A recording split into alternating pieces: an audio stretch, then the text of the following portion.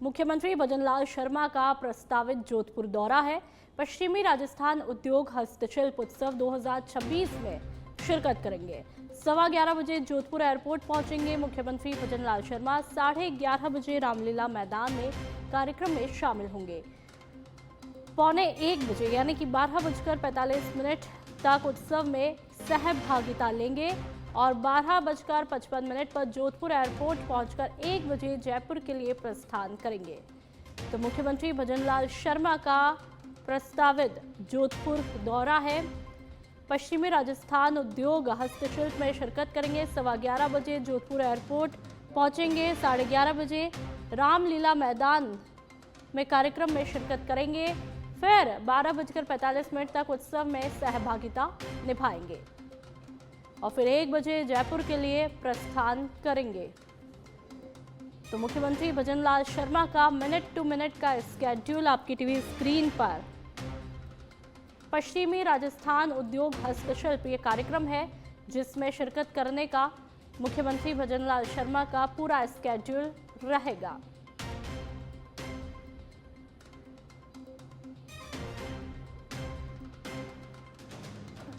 तो लगातार आपको दिखा रहे हैं कि मुख्यमंत्री भजनलाल शर्मा का जोधपुर दौरा प्रस्तावित है। मिनट टू मिनट का ये कार्यक्रम और हस्तशिल्प राजस्थान, खासतौर पर पश्चिमी राजस्थान उद्योग हस्तशिल्प कार्यक्रम में शिरकत करेंगे। और आपको ये भी बता दें कि आज जो तस्वीरें दिखाई वो राजधानी जयपुर की, जब आज पूर्व प्रधानमंत्री अटल बिहारी वाजपेयी जी की जयंती सेलिब्रेट की गई।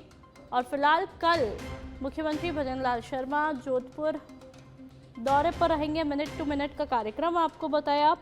मकसद है जोधपुर दौरे का पश्चिमी राजस्थान उद्योग हस्तशिल्प मेले में शिरकत करना। 11:15 बजे जोधपुर एयरपोर्ट पहुंच जाएंगे मुख्यमंत्री भजनलाल शर्मा। उसके बाद कार्यक्रम में शामिल होंगे। और अब राजधानी जयपुर की बात करेंगे। वीर बाल दिवस कल है। बीजेपी मुख्यालय पर वीर बालकों की वीरता की प्रदर्शनी है। मुख्यमंत्री भजनलाल शर्मा और प्रदेश अध्यक्ष मदन राठौड़ उसका उद्घाटन करेंगे। सुबह 9 बजे उद्घाटन किया जाएगा। तो कल वीर बाल दिवस से बीजेपी मुख्यालय पर वीर बालकों की वीरता की प्रदर्शनी बताई जाएगी। मुख्यमंत्री भजनलाल शर्मा और प्रदेश अध्यक्ष मदन राठौड़ इसका उद्घाटन करेंगे। समय सुबह 9 बजे का मुकर्रर किया गया है। आबू रोड में अवैध शराब तस्करी के खिलाफ पुलिस को एक और बड़ी सफलता हाथ लगी है। जिला पुलिस अधीक्षक डॉक्टर प्यारेलाल शिवरान के निर्देशन में चलाए जा रहे विशेष अभियान के तहत आबू रोड वरीको थाना पुलिस ने ट्रैवल बस में बने गुप्त चैम्बर से 104 कार्टन अवैध अंग्रेजी शराब जब्त की है। इस कार्रवाई में 4 आरोपियों को गिरफ्तार किया है। आबू पर्वत डीएसपी गोमाराम के सुपरविजन में छापरे पुलिस चौकी पर नाकाबंदी के दौरान बस को रोका था। जांच में बस की डिक्की के भीतर छिपाया गया गुप्त बॉक्स मिला जिसमें शराब भरी हुई थी। पुलिस के मुताबिक गुजरात बॉर्डर पर सख्ती के चलते तस्कर नया रूट अपना रहे थे। एसपी ने बताया कि बीते 4 महीनों में 15 कार्रवाइयों में हजारों कार्टन शराब जब्त की जा चुकी है।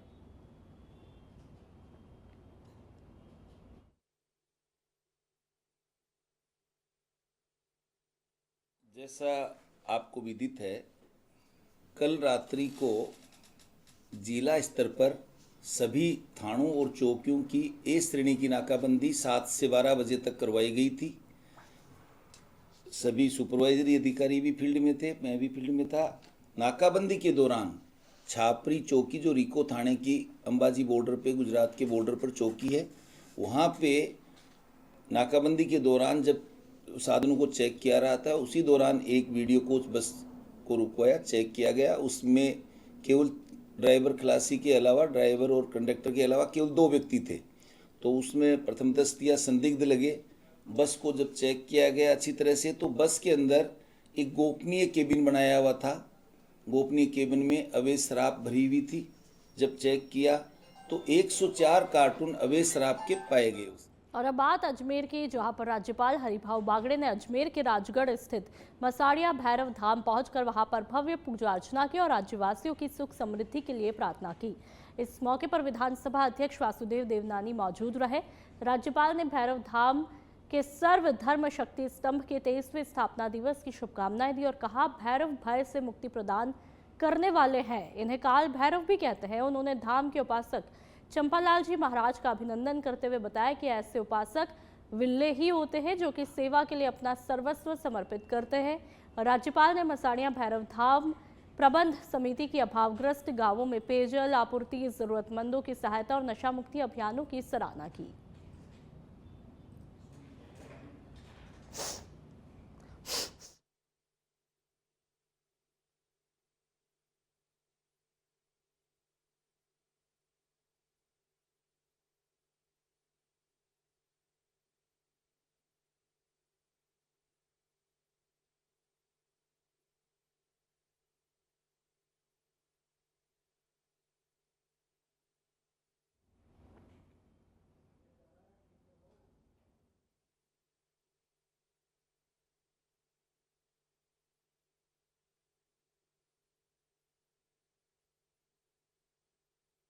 राजस्थान में रेल ट्रैक नवीनीकरण को 850 रुपए करोड़ की मंजूरी मिली है। उत्तर पश्चिमी रेलवे के 2 अहम रेलखंड अपग्रेड होंगे। रायकाबाग फलौदी जैसलमेर रेल ट्रैक शामिल। लालगढ़ कोलायत फलौदी रेलखंड का भी नवीनीकरण। करीब 365 किलोमीटर ट्रैक होगा आधुनिक। पुरानी रेल पटरियां और स्लीपर बदले जाएंगे। रेल सुरक्षा परिचालन क्षमता में सुधार होगा। क्षेत्रीय कनेक्टिविटी और आर्थिक गतिविधियों को बढ़ावा मिलेगा। तो लालगढ़ कोलायत का नवीनीकरण, करीब 365 किलोमीटर ट्रैक आधुनिक किया जाएगा। पुरानी रेल पटरियां और स्लीपर बदले जाएंगे। तो कहीं ना कहीं व्यवस्थाओं में सुधार, एक पॉजिटिव बदलाव देखने को मिल रहा है। रेल सुरक्षा और परिचालन क्षमता में सुधार किया जाना है। इससे आर्थिक गतिविधियों को, क्षेत्रीय कनेक्टिविटी दोनों को ही मजबूती के साथ में बढ़ावा भी मिलेगा।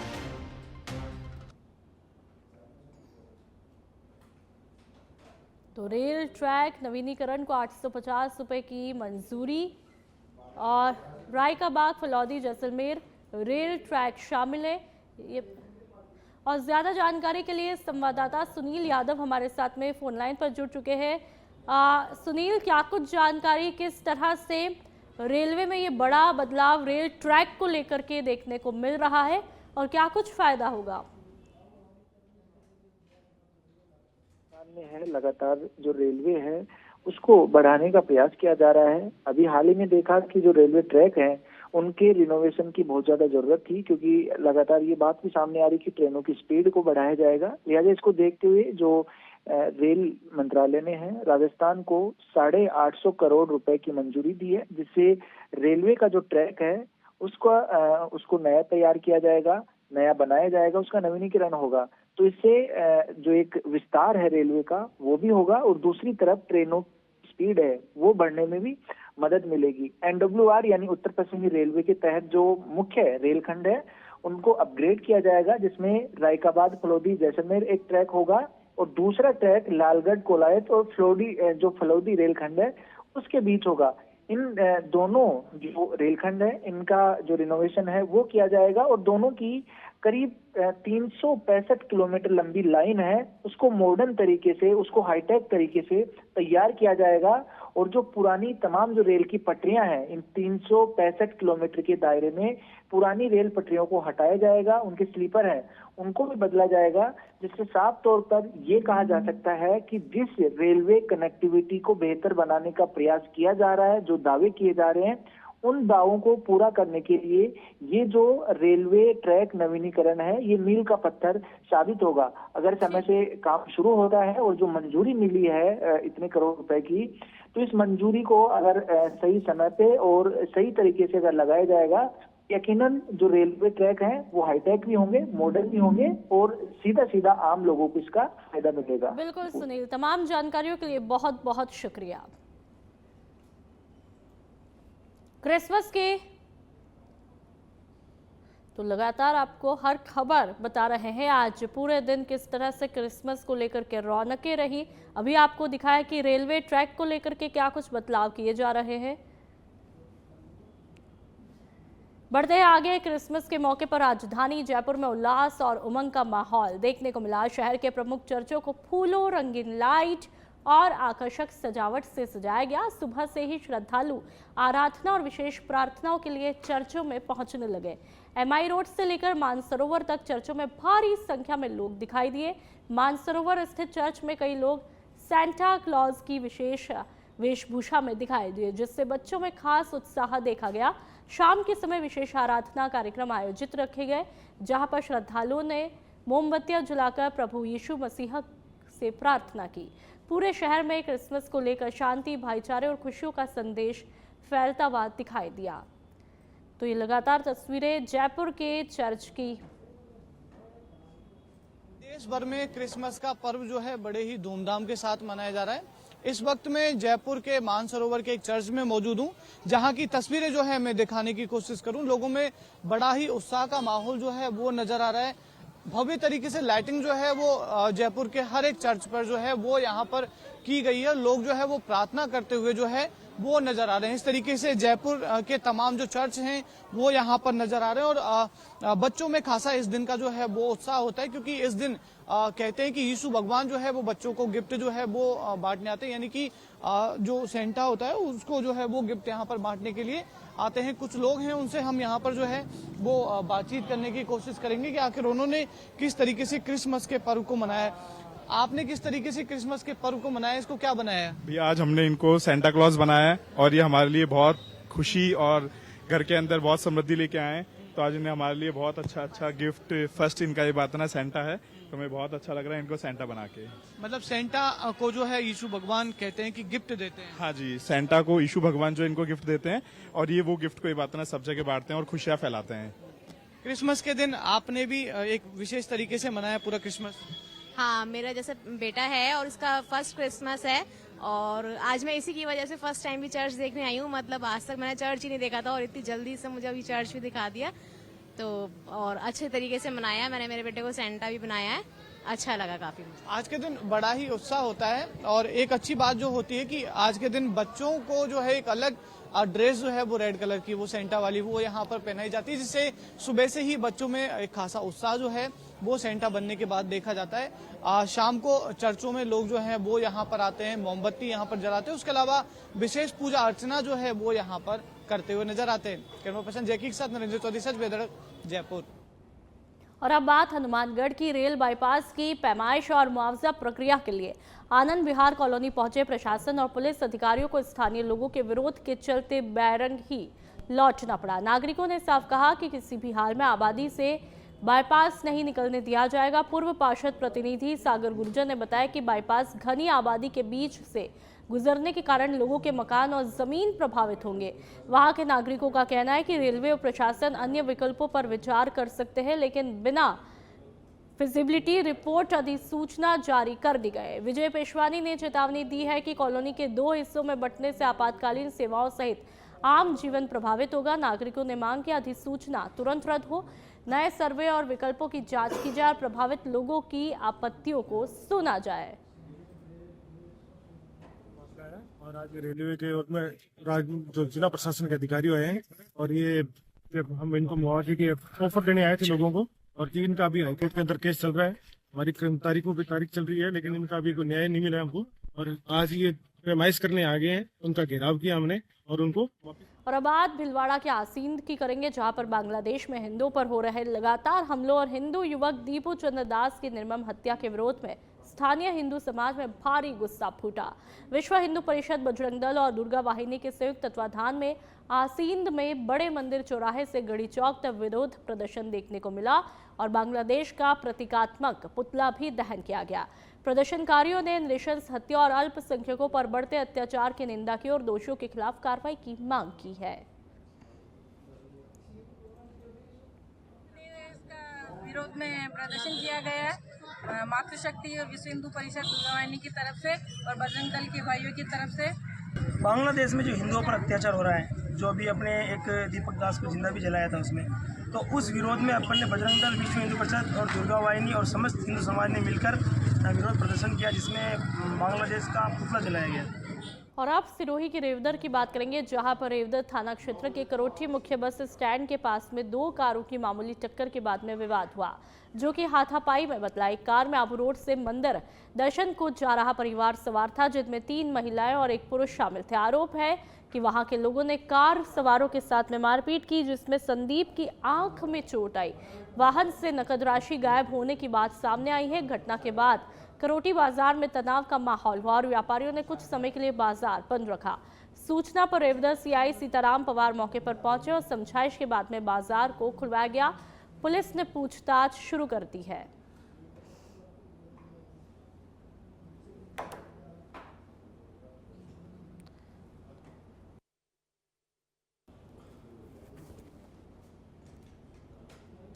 कपासन की सुरक्षा व्यवस्था को और मजबूत करने की दिशा में बड़ा कदम उठाया है। नगर में सिटी सर्विलांस सिस्टम की शुरुआत की है, जिसके तहत शहर भर में 48 हाई रेजोल्यूशन सीसीटीवी कैमरे लगाए। विधायक अर्जुन लाल जीनगर और नगर पालिका अध्यक्ष मंजू देवी सोनी ने संयुक्त रूप से इस परियोजना का शुभारंभ किया। ये कैमरे शहर के प्रमुख चौराहे, प्रवेश निकास मार्गों, सार्वजनिक जगहों पर रियल टाइम निगरानी करेंगे। पूरी व्यवस्था का कंट्रोल रूम स्थानीय पुलिस थाने में स्थापित किया है, जिससे संदिग्ध गतिविधियों पर तुरंत कार्रवाई संभव होगी।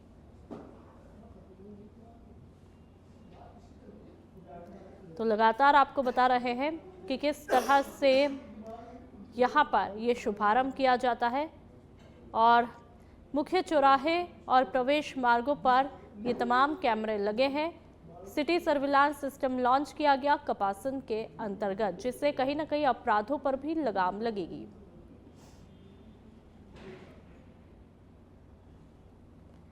तो तस्वीरें लगातार आपको दिखा रहे हैं। नगर पालिका अध्यक्ष मंजू देवी सोनी भी इस दौरान यहां पर मौजूद रहती है।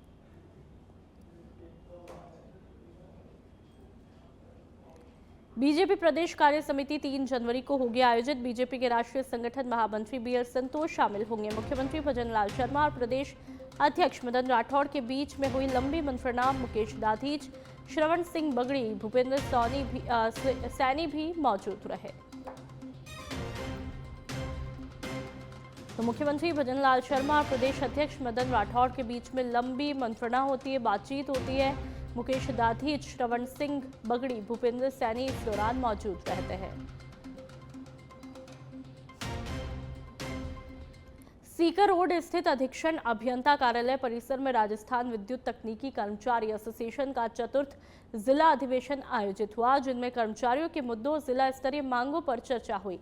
कार्यक्रम के मुख्य अतिथि आरव टका के प्रदेश अध्यक्ष पृथ्वीराज गुर्जर ने कर्मचारियों को एकजुट होकर अधिकारियों के लिए प्रयास करने का आह्वान किया। अधीक्षण अभियंता महेश टीबड़ा की अध्यक्षता में आयोजित अधिवेशन में पदोन्नति, संसाधन उपलब्धता, सुरक्षा उपकरण और वेतन लाभ जैसे विषयों पर विचार किया गया। एसोसिएशन ने जिला स्तरीय मांगे औपचारिक रूप से प्रस्तुत की, जिनके समाधान को लेकर के सकारात्मक चर्चा हुई। हमारा चतुर जिला अधिवेशन जो हमारा 3 साल में होता है, आज हमने संभागीय स्तर पर और यहाँ जैसे कि संभाग चीफ साहब बैठते हैं और अधीक्षण अभियंता कार्यालय में हमने आज चतुर जिला अधिवेशन राजस्थान विद्युत तकनीकी कर्मचारी एसोसिएशन का किया है। और हमारी ये मांगे हैं जो निजी यहाँ की जो लोकल मांगे हैं वो तो अधीक्षण अभियंता से पूरा करवाएंगे। जैसे कर्मचारियों का इनिशिएटिव हुआ और जो पहले का बकाया चल रहा है वो आज ही घोषणा करवाएंगे। उसके अलावा जो प्रदेश स्तरीय मांगे हैं, प्रदेश कार्यकारिणी को यहाँ पर बुलाया है और उनसे प्रतिवेदन करते हुए एक बड़े आंदोलन के लिए हम उनसे प्रतिवेदन करेंगे और जल्द ही पूरे राजस्थान में आंदोलन चला के जो एक डिस्कॉम से दूसरे डिस्कॉम का जो ग्रेड पे का अंतर है जो कर्मचारियों को मिल रहा है उसको खिलाफ बड़ा आंदोलन करने की हमारी ये मंशा, उसके लिए जिला अधिवेशन किया है। मुख्य रूप से जो हमारी मांगे हैं उसमें जो डेट ऑफ ज्वाइनिंग से 2400 ग्रेड पे का जो मामला है जो कि जयपुर डिस्कॉम में दिया जा रहा है, जबकि अजमेर डिस्कॉम और जोधपुर डिस्कॉम अभी इससे वंचित है। साथ ही साथ और अब बात अलवर की। अरावली को लेकर के कांग्रेस का विरोध तेज हुआ है। सुप्रीम कोर्ट के द्वारा अरावली की नई परिभाषा जारी होने के बाद नेता प्रतिपक्ष टीकाराम जूली ने कटी घाटी स्थित नगर वन की पहाड़ी की तलहटी पर प्रेस कॉन्फ्रेंस करके केंद्र सरकार पर अरावली को नुकसान पहुंचाने का आरोप लगाया। जूली ने कहा कि अरावली केवल पर्वतमाला नहीं बल्कि जीवन रेखा है। उन्होंने केंद्रीय वन मंत्री भूपेंद्र यादव पर सवाल उठाते हुए कहा कि अरावली के मुद्दे के बाद से वे अलवर नहीं आ रहे हैं। इस दौरान कांग्रेस कार्यकर्ताओं ने बीजेपी के खिलाफ जमकर नारेबाजी की। जिला अध्यक्ष प्रकाश गंगावत ने 27 दिसंबर से सड़क पर उतरकर बड़ा आंदोलन करने की घोषणा की। पूरे कांग्रेस के लोग, अलवर की जनता, हम इकट्ठा होंगे और इकट्ठा होके हम प्रदर्शन करेंगे और प्रदर्शन ऐसा करेंगे कि आप देखेंगे कि सबसे अलग प्रदर्शन हमारे अलवर के लोगों के द्वारा किया जाएगा। कहाँ से कहाँ किया जाएगा? ये सारी बातें आपको अभी बता देंगे, तो फिर जो है ये अभी देखो कितनी पुलिस लगा दी यहाँ पर। सुजानगढ़ के सिद्धपीठ सालासर बालाजी धाम में चल रही श्री राम कथा के 7वें और अंतिम दिन कथावाचक जुना पीठीधीश्वर स्वामी अवधेशानंद गिरी महाराज ने हनुमान सीता भेंट, विभीषण भेंट और राम रावण युद्ध के प्रसंग सुनाए। महाराज ने बताया कि राम कथा बुराई पर अच्छाई का संदेश देती है और भगवान राम का जीवन मर्यादा का आदर्श है। उन्होंने कहा कि अरावली हमारी धरोहर है और हमें इसे संरक्षित रखना चाहिए। हिंदुओं पर हो रहे अत्याचार की निंदा करते हुए महाराज ने बांग्लादेश की आज़ादी में भारत के योगदान को भी याद रखने की बात कही। महाराज ने प्रधानमंत्री नरेंद्र मोदी की सराहना करते हुए वन संरक्षण के प्रति उनकी प्रतिबद्धता पर प्रकाश डाला। कथा में राजस्थान सरकार के मंत्री के विश्नोई, पूर्व मंत्री यूनुस खान और सैकड़ों श्रद्धालु मौजूद रहे। भारत की वन्य संपदा, सलिलाएं, सरोवर और यहाँ का जैव जगत, ये सब संरक्षित हो और इसके लिए भारत सरकार प्रतिबद्ध है। और मैं इस बात की बधाई भी देना चाहता हूँ आदरणीय प्रधानमंत्री मोदी जी को कि वे अत्यंत संवेदनशील हैं, विशेषकर यहाँ के वन संरक्षण के लिए, सलिलाओं के सातत्य के लिए, और जितने भी पर्वत, झील, जलाशय हैं उनका संरक्षण हो, मृदा संरक्षण हो, उन सब। कोटा के रामगंज मंडी में हिंदू समाज ने बांग्लादेश में अल्पसंख्यक हिंदुओं पर कथित अत्याचारों के विरोध में आक्रोश रैली निकाली। रैली शहर के प्रमुख मार्गों से होकर के रवाना होती और यूनुस खान का पुतला दहन करके गुस्सा जताया। प्रतिनिधि मंडल ने सीआई मनोज सिकरवार को केंद्रीय गृह मंत्री के नाम ज्ञापन सौंपकर हिंदू की सुरक्षा सुनिश्चित करने और अत्याचार रोकने की मांग की। समाज के पदाधिकारियों ने केंद्र सरकार से सख्त रुख अपनाने और अंतर्राष्ट्रीय लेवल पर हस्तक्षेप की अपील की है। काल से बांग्लादेशी हिंदुओं पे बांग्लादेश में चुन कर अत्याचार हो रहे हैं, जिसमें हत्याएं, लूटपाट, आगजनी व मातृशक्ति के साथ में बलात्कार, सामूहिक बलात्कार जैसे कृत्य हो रहे हैं। इससे संपूर्ण हिंदुस्तान का, भारतवर्ष का हिंदू समाज आहत है और इसी के क्रम में हिंदू समाज श्री रामगंज मंडी ने आज आहत होकर आक्रोश। बसेड़ी की बात करेंगे। पुराने थाने में आयोजित सीएलजी बैठक में शहर में बढ़ते अतिक्रमण, जाम की समस्या और लंबे समय से बंद पड़ी रोड लाइट का मुद्दा छाया रहा। सीएलजी सदस्यों ने बताया कि बाजार में अतिक्रमण के कारण आमजन का निकलना मुश्किल हो चुका है और पालिका क्षेत्र में करीब 1 साल से रोड लाइटें बंद होने से पुलिस गश्त में परेशानियां हो रही है। सर्दियों में चोरी की घटनाएं बढ़ने की आशंका जताते हुए गश्त व्यवस्था मजबूत करने और शहर में स्थायी पुलिस चौकी खोलने की मांग भी रखी है। थाना प्रभारी बालकृष्ण चौधरी ने आमजन से सहयोग की अपील करते हुए साइबर क्राइम के प्रति सतर्क रहने और अपराध की सूचना समय पर देने को कहा और समस्या का समाधान करने की बात कही। बसेड़ी में पुराने थाने परिसर में सीएलजी सदस्यों की, पुलिस मित्र और ग्राम रक्षक की मीटिंग ली गई, जिसमें प्रमुखतया कस्बा वासियों ने अपने एक तो जाम की समस्या, नंबर 2 व्यापारियों द्वारा अतिक्रमण, जो अपने दुकानों के सामने साधनों के अभाव में वो रख लेते हैं सामान वगैरह। इसके लिए प्रथम दौर में समझाइश की जाएगी व्यापारियों को, तथा जो भी वाहन आड़े तिरछे मिलते हैं, खड़े मिलते हैं, उनको समझाइश की जाएगी। उसके बाद नहीं